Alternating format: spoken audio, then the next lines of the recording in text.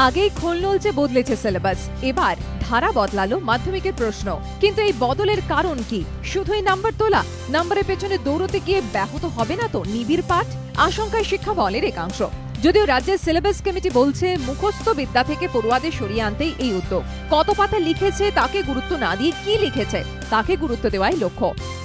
মুখস্থ বিদ্যা থেকে আমরা চেষ্টা করেছি সরে আসতে, একটা প্রশ্নের কেন্দ্রীয় সূচি মুখগুলোকে তুলে আনা উত্তরে, এটাই যথেষ্ট।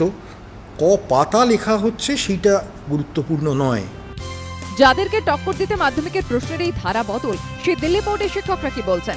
তারা বলছেন মাধ্যমিকে বেশি নম্বর পাওয়ার রাস্তা খুলে দিলেই হবে না, স্কুলে স্কুলে প্রতিটি বিষয় পড়াতে হবে নিবিড়ভাবে। অ্যাজ এ টিচার আমি এটা বলতে পারছি না যে সব বাচ্চাকে পাস হওয়া চাই, যে কিছু জ্ঞানও চাই। আর যদি 1 মার্কসে বা মাল্টিপল কোশ্চেন রাখেও যদি ওয়েস্ট বেঙ্গল, তখন কি হয়, স্কুলে থরলি পড়াতে হবে। প্রশ্নের ধারায় দিল্লি বোর্ডকে টেক্কা দিচ্ছে মাধ্যমিক, খুশি পরীক্ষার্থীরা। কিন্তু এখানেই আশা ও আশঙ্কার দোলাচল দেখতে পাচ্ছেন শিক্ষা মহলের অনেকে। তাদের মতে মাল্টিপল চয়েসের সঠিক উত্তর দিলে যেমন পুরো নম্বর মিলবে, তেমনই ভুল হলে নিশ্চিত শূন্য, মাঝামাঝি কোনো জায়গা নেই। 4 নম্বর, 6 নম্বর, 10 নম্বরের কোয়েশ্চেনে এখানে কিছুটা হলেও লেখার ব্যাপার থাকে। সেটা যদি একদম না থাকে, শুধুই 1 ওয়ার্ড আনসারে থাকে, তাহলে নিজেদের যে লেখার ফ্লো সেটা একদম নষ্ট হয়ে যায়।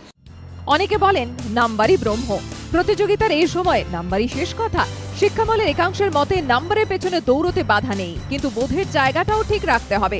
তার জন্যই দরকার বিষয়কে ভালো করে আয়ত্ত করা, কারণ ভালো নাম্বার তোলার পাশাপাশি ছাত্রদের বোধের ভিত তৈরি করাও জরুরি। কৃষ্ণেন্দু অধিকারী ও হিন্দুলদের রিপোর্ট, এবিপি আনন্দ, কলকাতা।